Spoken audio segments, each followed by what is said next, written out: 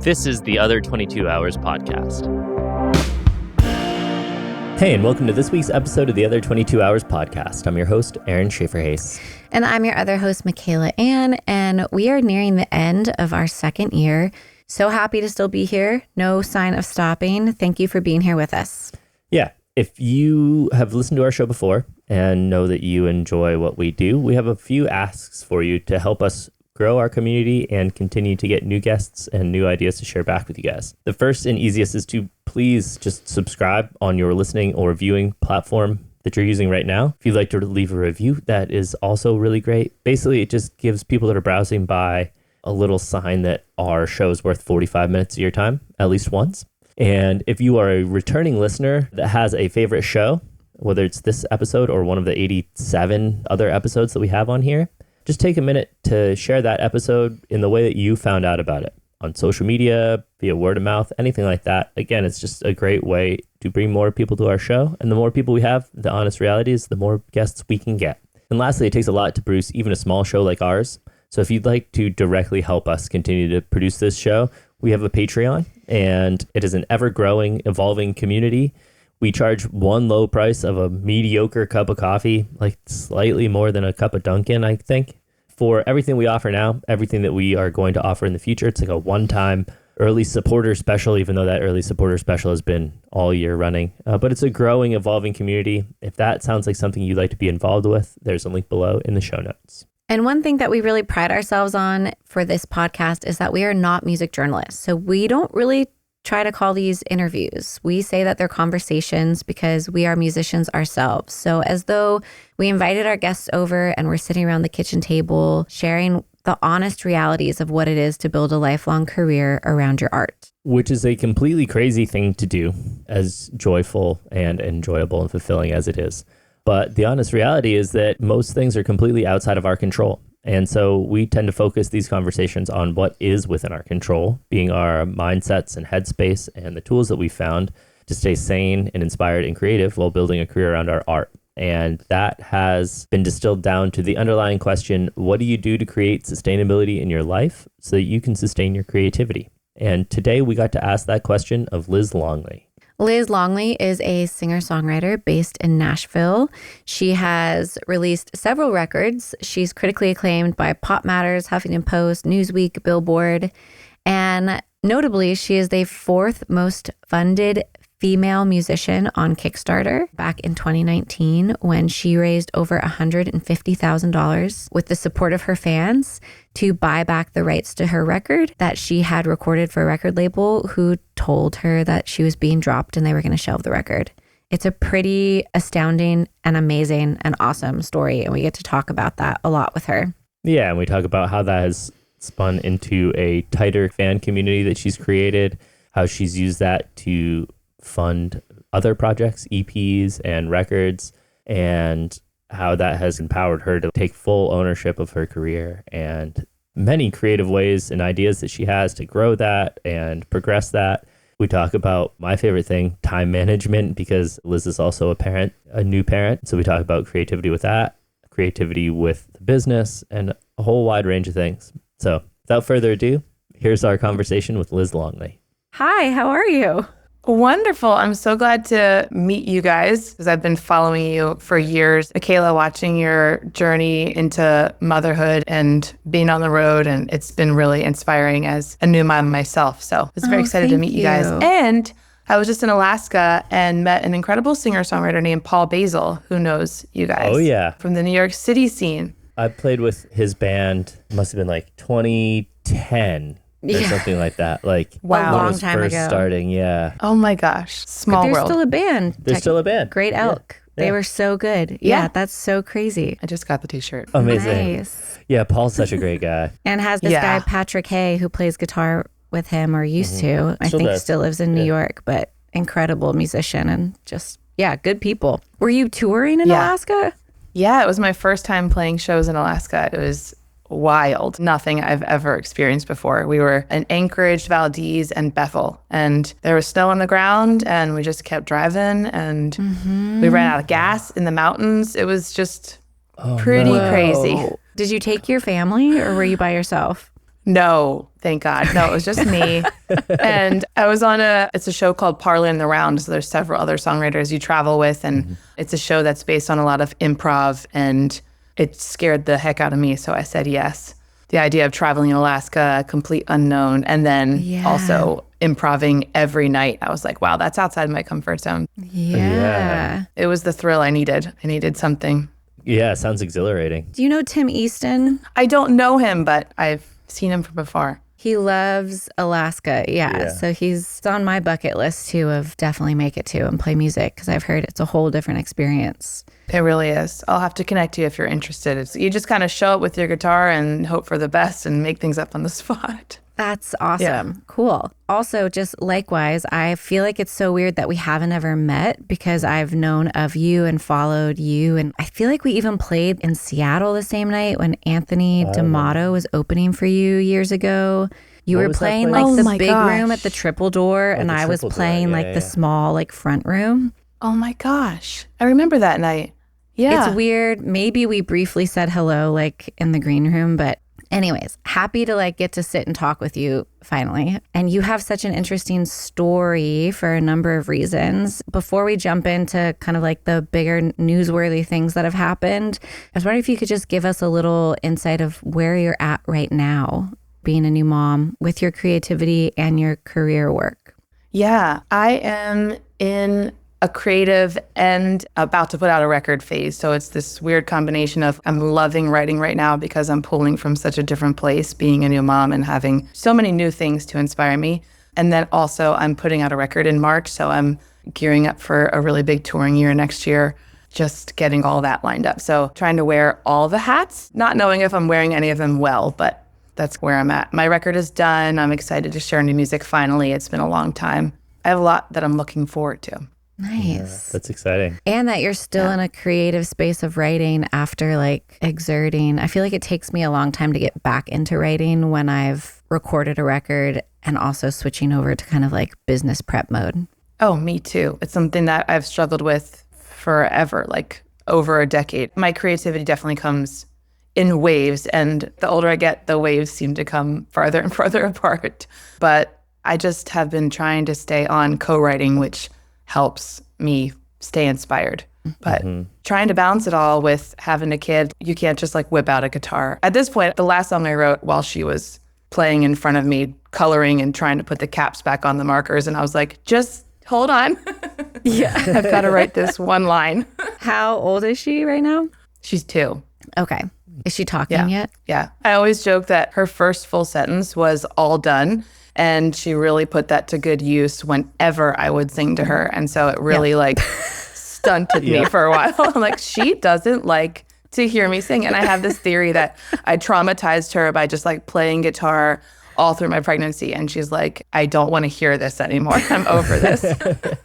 Yeah. This is a serious phenomenon that we talk about a lot when they get to like toddler age. Like Georgia, she loves to listen to my records. She will literally ask, can I put on mommy songs? But if I sing in person, no. What is that about? I don't know. She literally So the funny. other night said, you know my rule, mom, no singing.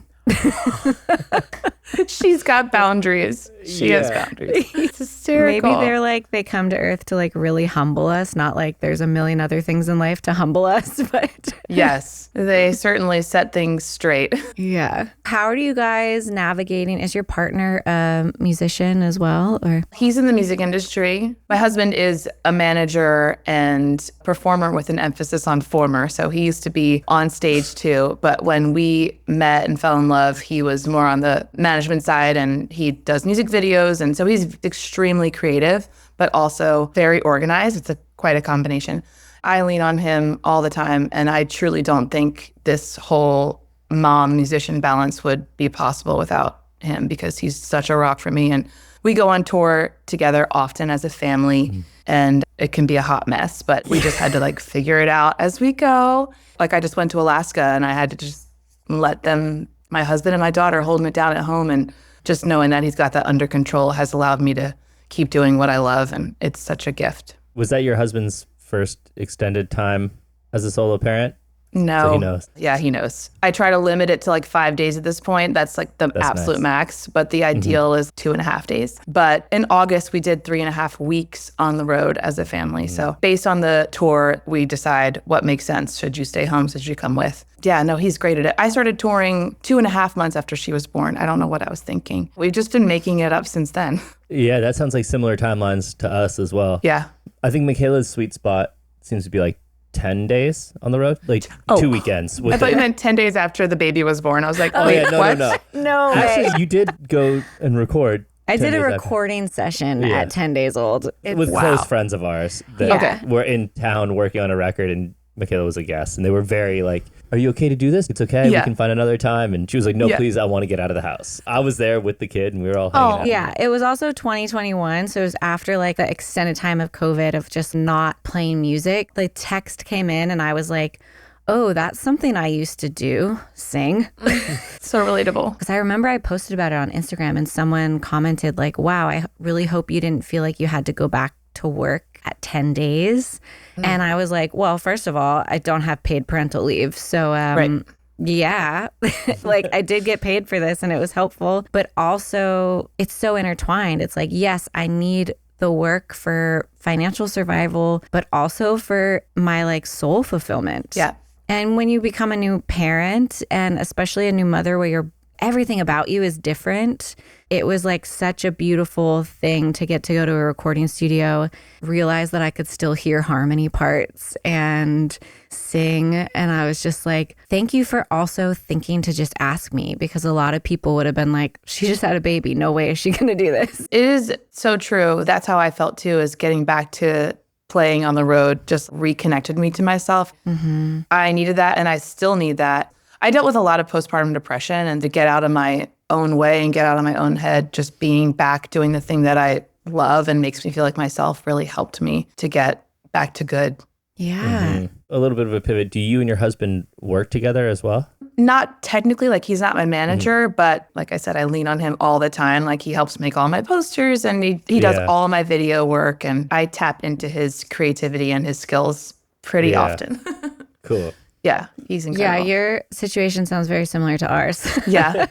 Because Aaron's a producer primarily and composer and does sync music and plays a million instruments. So he like produces my records and will play drums for me when I need it. And we work together. We make this together. So we work together in a lot of capacities and also very creative, but a Virgo and like super organized in a way that I am not. And very helpful, and a rock star dad that's like, yeah, you want to go tour for 2 weeks straight? Cool. Got it. I got it. That's incredible. Yeah. That's why I was asking if it was your husband's first rodeo, long-term solo parenting, because it's like, talk about the wilderness. I've joked that I want to make a Discovery Channel series on solo parenting, whether it's men or women. It's a lot. It's full-on survival. Yeah, talk about it. I felt so bad because when I was in Alaska, he dropped her off at school and she immediately started throwing up. And so the whole time I was gone, he was solo parenting a sick child, not getting any of his work done and also feeling terrible for her. And I was like, I am in Alaska. Yeah. Like, I can't do anything to help you guys. Yeah. It was never guilts me for doing the thing. He's just always like, yep, go do it. When I said, I have an Alaska opportunity, should I do it? He's like, absolutely, we'll figure it out. I would be, yes, absolutely. We'll figure out how I'm going to come with you, because that sounds awesome. That's how the conversation would go over here. Yeah, we had this summer, I was in, I think it was just over a week, I was teaching out at Rocky Grass, a song school, Folks Fest, and then performing. And like the first day that I was there, Georgia, our daughter, was supposed to go to camp, and I had been like point person for registration and everything, and Aaron to drop her off and texted me like, nobody's here. The camp is at her daycare, which is at this woman's house, and it's a beautiful spot. And it was quiet. And I'm like, okay. Like, walked right onto her back porch, looked around. And like, our kid's like, I want to play on the swing set. And I'm like, well, let's find somebody first. Walked to the front door, and like, nobody was there. The teacher wasn't answering her phone because she wasn't working that day. I checked my emails and I messed up the dates. It started the next day. And Aaron had like a session, he had an artist coming over that he was we had producing. a babysitter picking her up from camp. From camp that didn't exist. That didn't exist. But also couldn't be there couldn't come all day. But also texted that she was sick, so the babysitter That's canceled. how the day started. Yeah, she started the day by saying she'd been up all night with food poisoning. So I was like, okay. So I called the artist that I was supposed to be working with. I was like, listen, we only have like a short day today. We'll make it work. I got you. We'll do this other time. Come over this time. I got to bring my kid to camp. And I go and there's no camp. And so then I had to call the artist again and be like, I can't do anything. Yeah. And I was walking to like teach my first class and I'm like, oh my God, this is all my fault. And I feel so guilty. And I'm like texting every babysitter and friend. I finally got one of my really close friends. She was like, I have a session, but I'll come over after and play with her to give Aaron a few hours. And it was just like one of those times. And also she was having a tough time with me being away and like very tantrumy. I remember we barely spoke the whole week. And Aaron was like, I am not mad at you at all. I'm just in survival mode. Yeah. And it would be better to just not talk about it. I'm just going to get through this. Oh my gosh. It was one of those things that if we FaceTimed Michaela, our kid would just lose it. That's the good thing about having a parent that is like a public figure. Like we could watch her videos on YouTube. We could like listen to her music and it's cool and it's great and it's there. Get paid from those streams. You know what I mean? Just, we made her at least 3 cents that week. Yeah. But yeah, it was like one of those things that was like, I'm sorry, we can't talk. I'm keeping the guardrails on. As soon as we like open that door, it's just madness. So, but you learn a lot of compartmentalizing abilities because I had to really consciously be like, I literally can't do anything about this. And I have to not feel bad that even though my work is a choice, all of our work is a choice, but like that it takes me away, but this is really beneficial to my family and to me.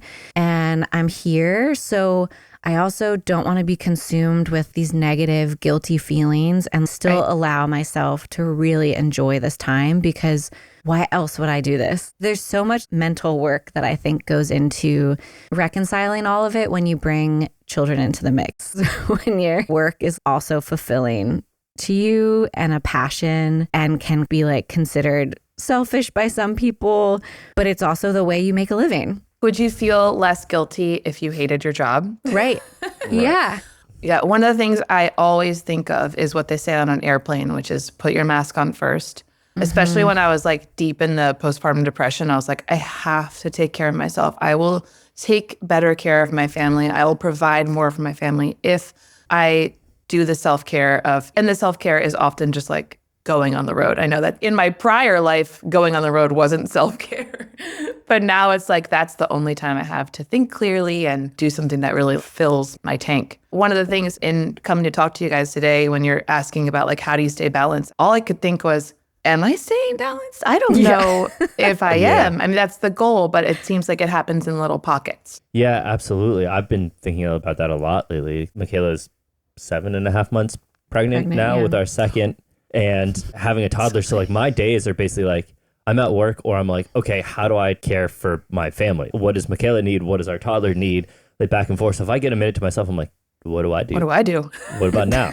Where's my to-do list? So I totally hear about like going on tours, being self-care. It's just exercising your autonomy and like freedom of choice, the ability to go somewhere for an hour and not be imminently responsible for somebody's well-being in their life is a lot. It's a big deal. You know? Yeah, that's a big deal. It's amazing. Yeah, it's like, wow, I really took that for granted before. Totally. Getting to just wake up on my own accord. Wow, okay. Yeah. So one of the things I really wanted to talk to you about is also your path to being a fully independent artist. If I'm correct, you own all of your work and you self-release. Is that correct?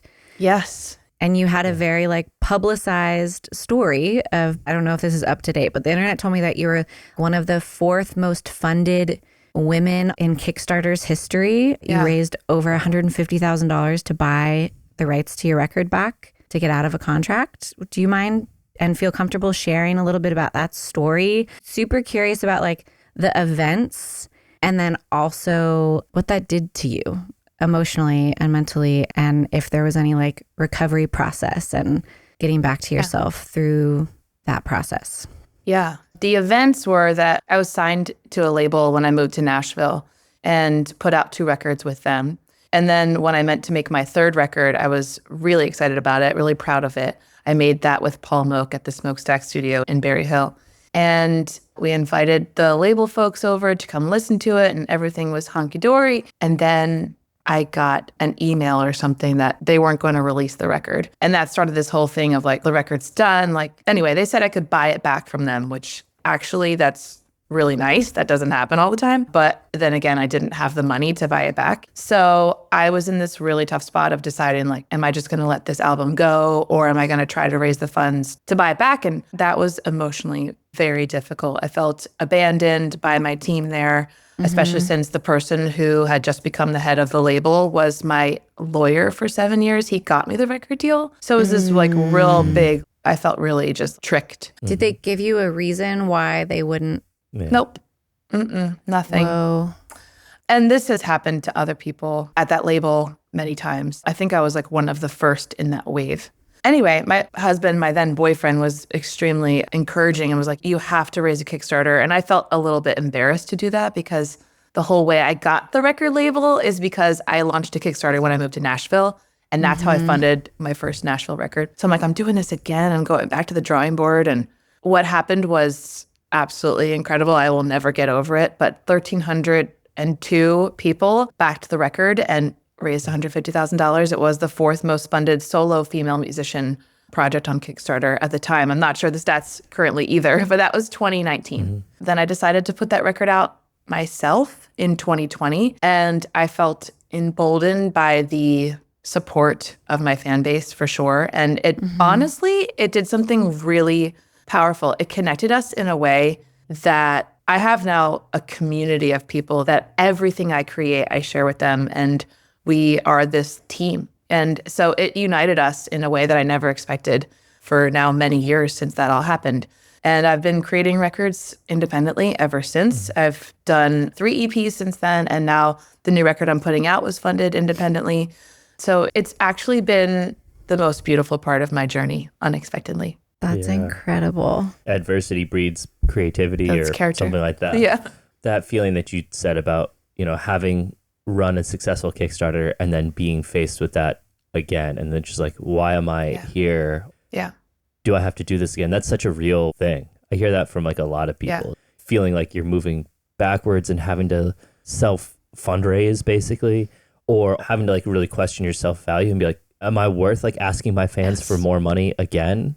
How did you work past that? Was it just a necessity thing, or was there something that changed your mentality? Ultimately, it was a necessity thing. But yeah, I felt embarrassed. I was like, how long have I been at this? And just a lot of self-doubt. Honestly, it was just my husband just kept showing up and going, nope, you're worth it. You can do it. People are going to love to be part of this story with you. They're going to love to help you out of this. And he was right. And even now, I feel like I'm not worthy of all that kind of support. But at the end of the day, that connection that I have with those people who showed up for me, they call themselves lizards. And we made them a shirt that's like 1302 Crew. And it's this incredible community. They're my people. And so I just will forever be indebted to them. I love that. Especially in this time in life, I just got out of my record deal and just put out my first song last week for the first time in 10 years by myself. Congratulations. Thank you. But it was like, I've had small indie deals for 10 years. And I just had like a morality shift in the last year of, we made a new record that's going to come out next year. And it was like, I couldn't write for 2 years after having a baby, and my mom had a stroke when I had a baby. And so I fought so hard to be able to write the songs. And then we recorded it here in our recording studio that Aaron built this studio with his dad while I was pregnant and my mom was in the hospital, and he produced it and played a million instruments, and it all felt, I just kept being like, wait, and then like a company's going to own it. And I just kind of had this shift, and I've had my own process about how to like feel comfortable with that. So I am very excited by people's stories who are like, no, the industry doesn't dictate my worth as an artist. It also doesn't dictate my financial value as an artist, because we can often think they're the ones that determine if we're good investments or not, and understanding like they really don't know. And so I've often thought about how I think I've put people on a pedestal. They're the ones that give us the stamp of approval and like put us in the scene. And if you don't have those stamps of approval, there's some like cloak of shame. And now I've been feeling like, no, this is so awesome. There's so many incredible artists who are like, fuck this stuff. The business has changed so much that it's harder and harder to like make a dollar. So owning as much as possible and doing as much as you can and really going and building your community, even with a very small fan base, is very possible to like have that nurtured support. Can you talk a little bit about not just making the decision to share the story, but if you had any apprehension about industry backlash of publicizing the fact that the label did this, and also any like struggle with the rejection from the label? It was a tightrope I had to walk with talking about it and not throwing anybody under the bus. And I tried to do that. But as time has gone on and like people have figured out what the label was and all this stuff. And one of the mentality shifts I had was I always thought of those people as the ones with the power. And then once I got my record back, I was like, wait a minute. You guys don't have anything if we're not creating something. So actually the power is all in the artist. Like we have the thing you want. And I never realized that. But I'm like, oh, no. I have the thing you want. Even though I got dropped. I still was like, you guys don't have a business without creatives. And so that made me feel like, okay, I got this. But industry-wise, yeah, it does worry me. Like I'm not chasing down any record deals and nobody's knocking at my door. But it does worry me if that like put a little bit of a flag on my name, like, well, don't work with her because she'll blast it out to the world. So the effects of that remain to be seen if I ever work with another label. My take on that is you're exactly right. Like we as the creators are the ones with the power. Everything else is built on the songs that you write. The songs that you write. Like without those songs, there's no backbone, there's no roots, there's nothing to build this whole entire industry around. I get the fear of, oh, maybe I shouldn't rock the boat too much just to keep my options open for the future. But like you have such a strong community now that's bonded and all of that. And that's really powerful. And if you have a community, it's really evident in like having like a viral video or something like that. If you have the numbers, everything else doesn't matter. If you have a community, you have people there, it's like you could say whatever you want. A label's going to be like, can we have a part of that? You know? Exactly. It's all just numbers. I think the challenge that I've come up against with that is like, yes, the creators have the power, but at the same time, they still treat us like we're disposable if we don't have the numbers in this exact moment. Well, I can believe in my work, but if I don't have millions and millions of streams on Spotify or on TikTok, then they tell me that I don't have value and they can discard me. And there's a ton of other people waiting in line that are willing to go be in that. And then that makes me question my own worth. But the unspoken thing in all of this to me that I've realized is like, they don't have the numbers. And that's why they need to sign people that have numbers. If they had their own numbers, it wouldn't matter. They don't have the songs, they don't have the numbers, like they need the artist. I've been now in this business 15 years, like starting out in music school and working at a record label and then out on my own and doing my own music. And you just see people get cycled through. That record didn't work. Okay, on to the next thing that we're hoping that we can hitch our wagon to. Oh, that didn't work. Okay, on to the next thing. That seems like it's gaining traction. We're going to put our money in them, not in this artist that we've been telling for years that we work with them for life and we love them and all of that. The manipulation that happens in business dealings. I think the curtain's starting to really just become transparent in that like a successful record, a successful song is going to be successful or go viral, to use modern terms or whatever, regardless of who's behind it. A song speaks to people. Of course, having a label behind it with their budgets that they can spend can help it get to bigger people. But like in my observation, this started back in the late 90s, early 2000s, when you see all of these rappers and hip hop artists that all of a sudden get their own imprint on a major label. And it's a way this major label can like give them autonomy, but still get some of that pie, because that Jay-Z record is actually paying for like these other 10 indie rock bands that aren't making any money, or 30 indie rock bands, who knows? You know, like the joke, when you started working at that label, Michaela worked at a subsidiary of Warner. And I remember when you started, the joke was that you were getting paid by Green Day. even though Green Day wasn't on your actual imprint. Or that like Norah Jones being on Blue Note was like funding a lot of lesser known jazz records. In a positive twist, how wonderful that is, that these pieces of work that people regarded as really important and they were able to be put out into the world because thankfully Norah Jones's career blew up. So it's like when you then remove yourself from that system and you have only yourself to rely on. Can you talk a little bit about shifting over into like handling all of the financial funding yourself as well, and like what that has felt like handling, okay, how do I fund this record without like, telling us about your spreadsheets? I do have a ton of spreadsheets. My whole career is on a Google Excel document, but I'm my own manager, my own label. So I have to be organized with all that stuff.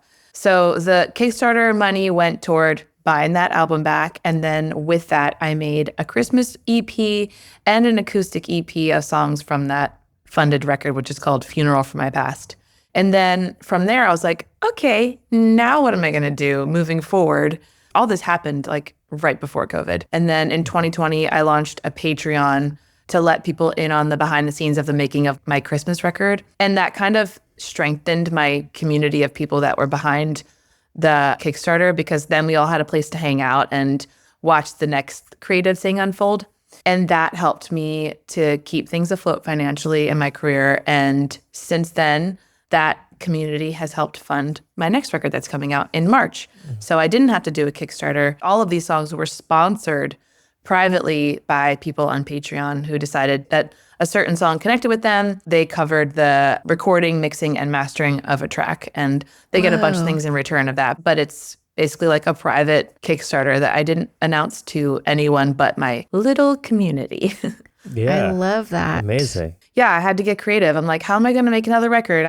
After I became a mom, I wasn't on the road for a good chunk of time, and that's how I pay the bills. So I was like, okay, what's the next thing here? And luckily I had another round of people that were like, I want to be part of it. So it's an honor to get to create things with people that care about these songs. That's a really great idea and a really great approach to that. We talk about like keeping things in your circle of influence on this show because 90% of this industry is completely outside of your control, whether it's booking a show or releasing a record or getting somebody to write about your record or whatever it is. So just turning to your community that's already there and then creating even like a smaller community out of that is a really cool idea. Talk about creativity. It's like another extension of your creative work of finding, okay, I'm using my creativity to make these songs and record. And now I also get to use my creativity to think of ways to engage people. And that's like an aspect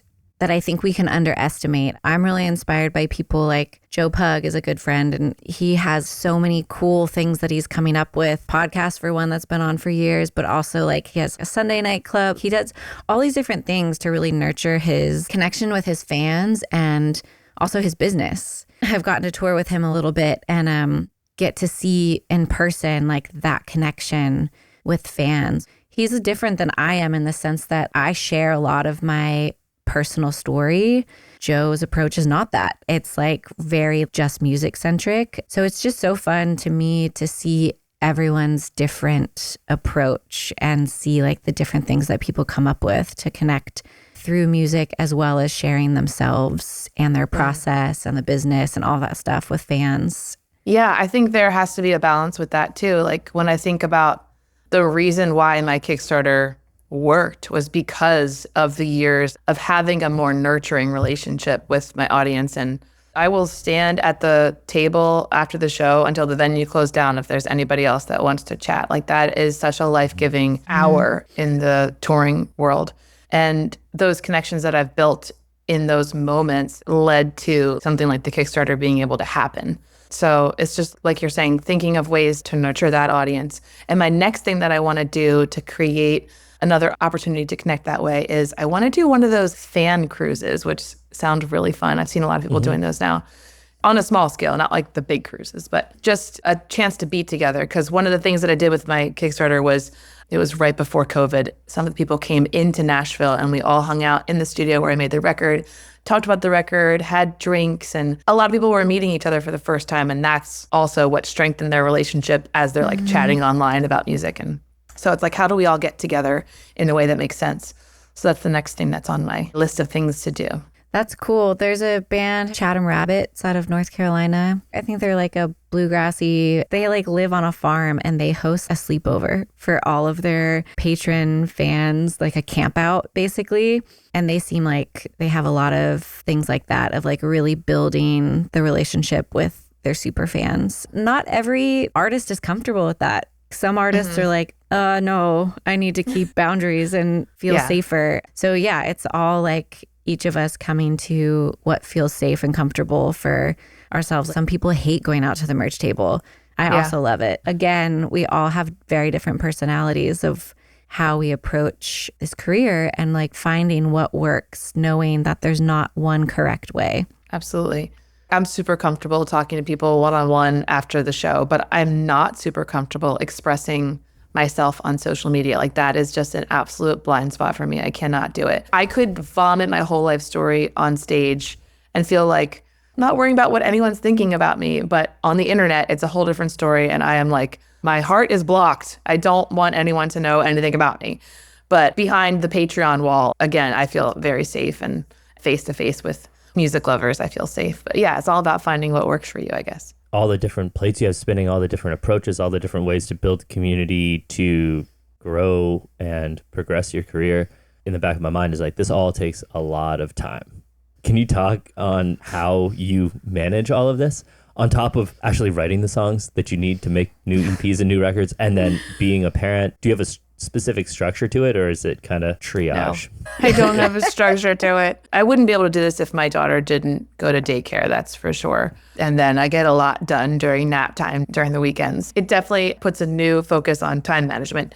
She gets off to school, I go to the gym, I get home, and I'm on my computer pretty much. Unless I have a write that day, I'm on my computer like all day. It's not super conducive to creativity, but figuring out ways, like I pack merch at night. After she goes to bed, we're chilling, I'll have a drink, and I'll just start putting packages together. So it's just, I'm basically always multitasking. Yeah. Mm-hmm. Writing songs in front of my daughter, etc. Yeah. We had Joe Henry on this. Yes. He's produced like Bonnie Raitt and tons of people, but also like very enmeshed in the Americana world. And is a great songwriter himself and releases his own records. Yeah. His kids are older now. He had 2 kids, and he talked about, in the early days, his wife had an office job or something. And so he was like the primary caregiver at home a lot of the time.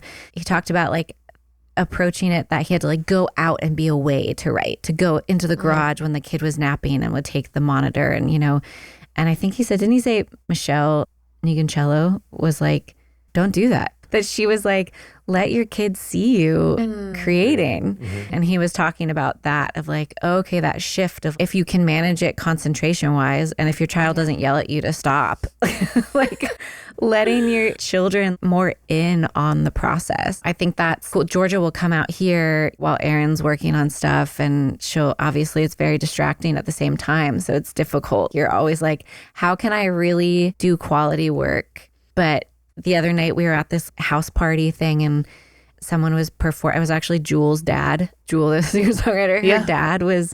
Talk about Alaska. He's also from Alaska. He was visiting from Alaska, and he was playing us songs and telling stories. And he asked, how many of you in this room are musicians? I assume a lot of you. And I was sitting on the couch, and my daughter was sitting next to me, and like I raised my hand, and I looked down, and my little 3-year-old daughter's like, me. Oh, I'm a musician. Gosh, my heart. And I thought that was so cute. And she also very confidently says, like, I'm an artist, no inhibition. But it was the first time I saw her respond to I'm a musician. And I was like, that's just such a beautiful thing, because it all feels at her disposal right now. She's like, of course I'm a musician. I pick up instruments and sing all the time. Like, she's not even walking through that logic, but it was a cool moment to see like, oh, she's just absorbing all of this. And I did not grow up that way. I grew up in a military community. So I'm like, what a cool way to grow up. I'm like trying to hold on to those moments on the days, when you can feel like this isn't working. What are we doing? Yeah, absolutely. That's like when we're touring, I'm like, what are we doing? Like, this must be so much for her to take in. I'm like, you know what? We are exposing her to different people, different places, different experiences. And she is now just so go with the flow because that's all she knows right now. So Yeah. yeah, you got to look at it from what they're getting out of it. But that's a new thing for me is writing in front of her because I had to write this song for Alaska. We had a prompt. The prompt was dare to struggle, dare to win. And so as I'm writing this song about the beauty and the strength of struggling, that's when she was in front of me, couldn't get the marker cap back on her marker. And I was like, girl, listen to this song. You got to struggle. Like, it's good to struggle. And so now I almost involved her in that song. It was my first time really writing in front of her. So I created a moment where it's like a call and response so that she can have her little moment. And then when I wasn't playing the chorus that she's a part of, she was like, no, struggle song, mommy, struggle song. I'm like, well, this is the verse to the struggle song. I got to write it, you know? But yeah, it's such a beautiful thing when you think about we get to be creative and involve our kids in it. And who knows what that will inspire in them. Yeah. We can be accused of like making this a parenting artist podcast sometimes. But I often feel like we had a lot of fear, and I especially had a lot of fear of how becoming parents and building a family would conflict with our lifestyle and our artistry. Every time I think I'm just beating a dead horse by talking about it too much, I hear somebody else say it's not possible. I don't know if I want to be a parent because I just like to paint all day or I just like to write poems all day. And I feel like the importance of having these conversations is trying to start putting more information out there of like, yes, it changes your time and you have to learn how to use your time differently. Also, it can magnify and expand your creativity in a whole way that you never could imagine. Like when you say somebody likes to paint all day, it's not me, but I immediately thought you're going to paint with new colors. Like you're going to see things in a totally different way. And for me, like I built my career on writing songs about my failed love life. So when I fell in love with my husband and we found out we were expecting our little girl, I was like, what am I going to write about? Because my heart isn't broken anymore. But this next record that I'm putting out is just, it's so zoomed out. It's talking about so much bigger things than myself because I think about the world in a different way. I see the world in a different way.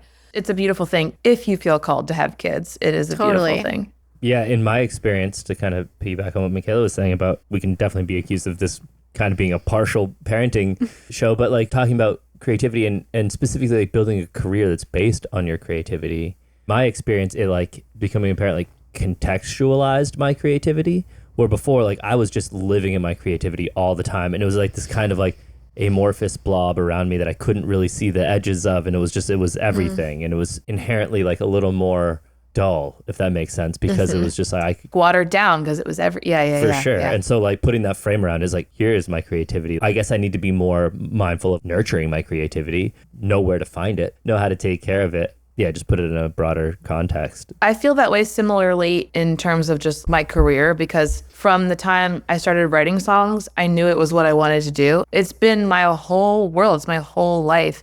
And besides rollerblading for a couple of years, I don't have like hobbies outside of music. I don't have things that I do for fun that aren't music.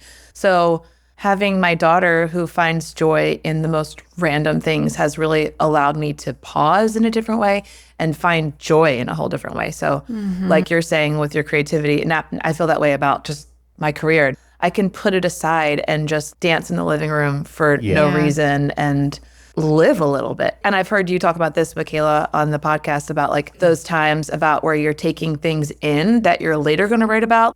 I have so many more of those moments that can seep into my creativity because I'm actually living. And yeah, whether you have children or not, the older you get, the more responsibilities you have, the more life that happens, other things come in. So it's like your relationship to your creativity, I think, shifts no matter what, because for a lot of us, we start writing songs as kids, and then it's like, if we decide that this is the career path we want, we become all consumed with it in our 20s. And honestly, like, I'll go out on the limb and say, I really hope for people that it does change, because it expands to allow other things in your life that then you have to like have a lot of grace and understanding of, just because I'm not wanting to write every single day or don't have the ability to write every single day because these other things are pulling me, like taking care of my home or taking care of a family member or whatever it is, not even considering children, it like helps to be trusting of that. This is shifting. It doesn't mean that it's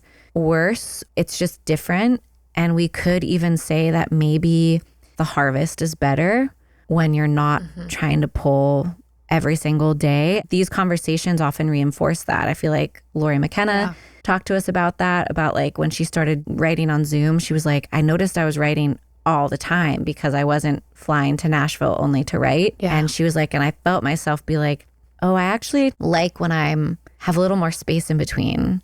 Or BJ Barham, when he was younger, he would just wait for it all the time. And now he like can feel when he has to like go out with a pail or something, and he like designates like a week to go write. So it's like that changing relationship to our creativity that comes with age, I personally think can create more quality because there's more depth in it. Absolutely. I have absolutely experienced that.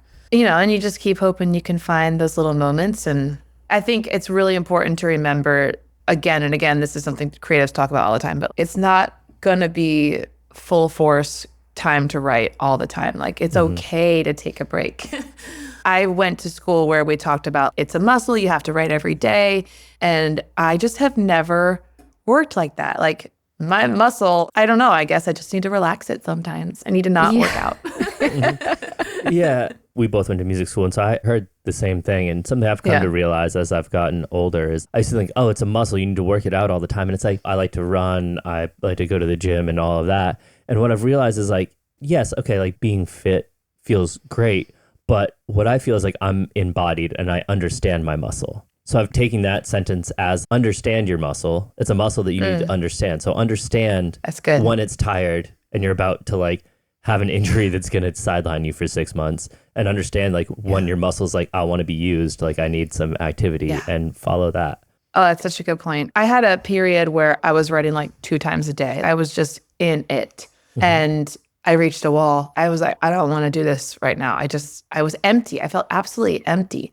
And I needed to just cancel everything and be okay with that. And ultimately, that space allowed me to write my next record after I had this high intake level. And then I was like, okay, pause. So it just ebbs and flows. Exactly. Yeah. Beautiful. That feels like a really nice place to put a bow on it. We say that a lot on this podcast. Well, just these conversations come to a spot that's like the circle completes feels completed. itself. Obviously, we listen to the podcast because we have to. And I'm like, oh God, I've heard myself tell that story like every week. It happens. Thankfully, that's why we have guests and it's not just us talking. Yeah, thank God. Yeah. So thank you for taking the time to grace us with all your experiences and what you've learned. Thank you both so much for having me and for creating this podcast. Because for someone like me, this feels like a home in my ears when I'm like, you can feel very isolated and alone in this career sometimes. And to know that other people are going through it. And I've gleaned so many great little nuggets of advice from your podcast. So thank you for your work and for nurturing the artist community around you. I think you probably do that more than you can even know. Oh man, thank you. That means a lot. Thank you so much. Thank you so much. Great to meet you guys. See you soon, You hopefully. too. All right. Bye. Thank you. Bye. Hey, real quick before we wrap up today's episode, it takes a lot to produce even a small show like ours, so if you enjoyed today's episode, please consider taking a minute to check out our Patreon. There's a lot happening over there, all with the intent of growing our community and offering you more resources to navigate a career based on your art more sustainably. You can learn more at the link in the show notes below. Thanks for being here with us, and we'll catch you next time on the Other 22 Hours podcast.